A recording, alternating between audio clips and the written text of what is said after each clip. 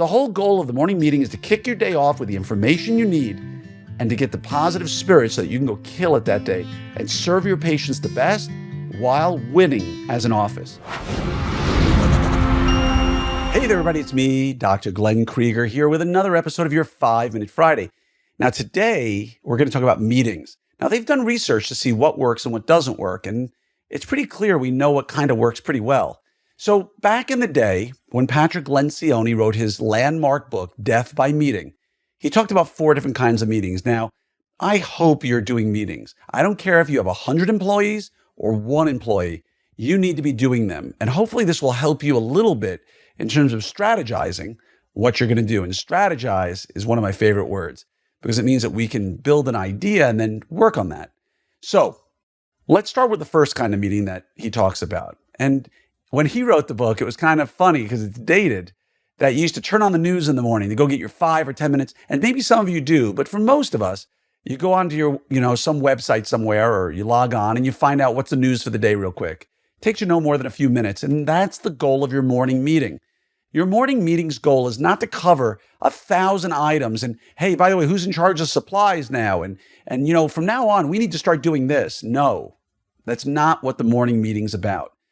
Now, what I'm about to tell you is sort of a synthesis of me seeing probably 30 or 40 different offices' morning meetings combined with my experience and what I've read. But your morning meeting is about a couple of things. It's about creating a culture for the day and for your team to be positive and upbeat. It doesn't have to be fake. And I've had people in my team who fake it, and you can spot it a mile away. Hey, everybody, it's going to be a great day. If that's not who you are, sorry, it hurt me even to try that. If that's not who you are, don't be that way. Don't open up a passage from an inspirational quotes book if that's not who you are. But everybody has it within them to at least say, hey, everybody, today's going to be a great day. I care about each and every one of you. I want to see great stuff happen. I'm here if you need me, and let's just kill it today. You can cover your goals. Hey, we're 83% towards our goal for the month. We got 8 days left. Let's get it today, folks. How many new patients do we have? How many Google reviews do we have? Great. Our goal by the end of the day, Susie, I know you're in charge of Google reviews. By the end of the day, we're at 462. I want to be at 470 by the time the day's over. So everybody, let's do some Google reviews. By the way, Whitney, how we do Google reviews? Show us an example, right? That's what the morning meeting is for. Hey, any patients coming in today who owe money that need to stop at the front desk? Anybody that we have coming in that we need to know about who needs to have a private conversation with Dr. Krieger? How many new patients do we have today? Where are they coming from? Has the TC calls been done before? And is there anything we've learned about them? Fantastic. The morning meeting shouldn't be more than 15 minutes long. Get in, get out, and move on. There are offices like Dr. Stu Frost where he actually goes through treatment with the team. He shows them a case and he does like a typical treatment planning session like we used to do, like a diagnostic conference in ortho residency. You don't have to necessarily do that, but that's their culture. There are others that play games, right? But I warn you, play games too often, the meetings are less serious. So the whole goal of the morning meeting is to kick your day off with the information you need and to get the positive spirit so that you can go kill it that day and serve your patients the best while winning as an office. Hey, everybody, if you are not registered for the Orthopreneur Summit yet, what are you waiting for? Everybody who's attended has told me it's the best meeting, not ortho meeting, best meeting they've ever been to. You want to relax. You want to deal with the issues in your practice by talking to other people over dinner, because every drop of food is included. Every drink is included. Every drop of entertainment is included. From the moment you show up, you are my guest to help you bring your practice to the next level. So go to opsummit2022.com. I guarantee you right here and now, as I always have, that this will be the best meeting you've ever been to. And if it isn't, you just come and let me know at the meeting. I will put you in a limo and pay for it and send you to the airport and pay for your flight home. Nobody's ever taken me up on it because this will be the best meeting you've ever been to. If you don't believe me, go ask your friends. Wishing you a great day. Go to opsummit2022.com. Hope to see you there. So the second kind of meeting is the hour-long meeting. It's the kind of meeting where you're going to tackle a few things that you can cover pretty easily. Hey guys, today we're going to roll out the new bonding protocol for everybody. Hey, we're going to cover our growth check thing. Hey, we're going to talk about some issues we've had on X. That's an hour-long meeting, which you should be doing at least once a week. And if you're not doing it as an entire team and you're a big office, maybe do it departmentally. All the TCs or all of the admin managers or maybe all the scheduling coordinators. or like I said, the entire team combined as one. Now, the next kind of meeting you're going to run is that longer meeting. My dog is barking in the background. I apologize, but I'm not stopping. So maybe it's 2, 3, 4 hours long, and you're covering a really big issue. Maybe you're doing goal setting.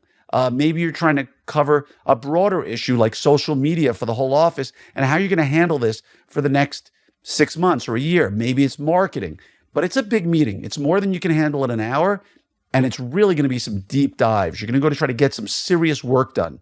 And you don't do those but maybe once a quarter at most. Maybe once every 6 months is more than enough for you.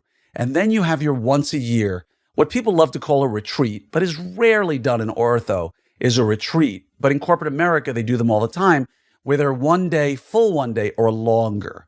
The challenge in our line of work is that, number one, getting people to go away from their spouses and loved ones for a few days is difficult, and getting them to travel away from where you live is tough enough as well. So usually they're done somewhere near your office for a full day and maybe some team building stuff done afterwards, like a dinner or something like that. But that's setting goals. That's organizational hierarchy. That's dealing with heavy, heavy lifting stuff. If you were going to say, hey, next year we're going to do X amount of starts, how do we plan on getting there? Okay, everybody, let's brainstorm this. Let's come up with ideas. Great marketing, community, same day start. Like, you're going to work through every single step of the way. Now, good. Now that we hit our goals, now let's talk about our organizational structure. Where are we killing it? Where do we need help? Who do we need to hire? How are we going to hire them? What's our onboarding process? This is the real heavy lifting stuff that you may not get done. Some people bring in speakers, though I'm not as big of a fan. I feel like that should be a totally different kind of meeting unless your speaker is your facilitator. And I've seen people bring in a really good facilitator who helps them run through the day, but that's typically not a dental consultant. That's usually an actual physical facilitator, somebody who's been trained in doing that. And very few offices do that, though I am a strong advocate if you know what you're doing to bring that person in. So again, you've got 4 kinds of meetings. You've got your quick morning meeting, right? Down and dirty, get the day started the right way, keep your culture infused, and make sure that everybody's psyched and pumped, kind of like right before a basketball or football game. All right, everybody, hands in the middle, win on 3. Like, that's what your meeting's all about. Then you get your 1 hour meeting, which is what you'd call your traditional, weekly team meeting. Then you've got your bigger meeting, maybe once a quarter. And that doesn't even have to be the whole team. That might be certain sections. And then you've got your full day meeting, right? Where you're really doing a lot of heavy lifting. Now, there's one more meeting we have not discussed that is not mandatory, but it's really helpful if you can put it in there. Because I consider those first 4 meetings mandatory. You need to be doing those. The last one really is mandatory, but a lot of people don't. And that's your end of the day meeting. That's a debrief. Essentially, how was the day? Was it a 10? If so, what made it a 10? Was it a 3? If so, what made it a 3? What can we learn from that day to make the next day as good or better, right? What mistakes did we make, or what issues did we have that we can avoid tomorrow? Or what things did we do well that we can do better tomorrow or recreate? And last but not least, to thank people for their efforts during the day. Hey, by the way, I know when I got called in for that TC exam, that growth check was waiting. Hey, thank you so much for bringing them in and getting them started. Really appreciate that, everybody. So again, 5 meetings, 4 of which you've got to be doing. The 5th one you should be doing. If you have any questions, reach out to me. I'm always here to talk about it, to help you in any way I can.